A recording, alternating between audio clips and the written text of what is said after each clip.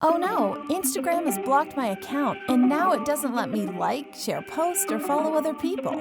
You might have received a message like this. Why? What happened? Don't freak out. You might have unintentionally done something or have installed an app that is not authorized by Instagram. Next time, if you don't want to be shocked by an unexpected block on Instagram, you need to identify which actions are penalized. Beware of unauthorized tools, those that promise you thousands of followers or offer features that are not allowed by the Instagram API. Yes, there are plenty of these kinds of tools and software available in the market to gain followers, to follow and unfollow, to schedule stories, or posts that don't comply with Instagram standards. There are more than you can think of, and the question is, how can you know if a tool violates Instagram terms of use? As simple as this. If you log into the app and are asked to enter your username and password of your Instagram account, close that app immediately and don't open it ever again. They can even ask for your proxy.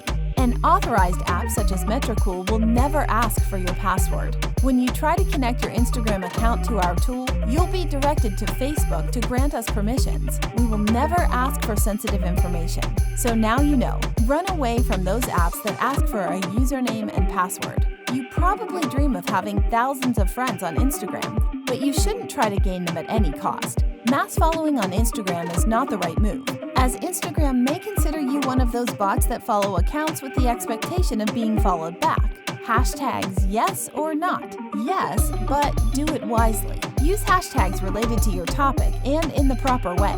Next question, buying followers? No, this will never be a good alternative. It's true that in social media's black markets, you can find multiple options. However, between you and me, do you want to have a Walking Dead community, or would you rather have a community truly interested in your content? So let's review once more the actions that can lead to an Instagram penalty.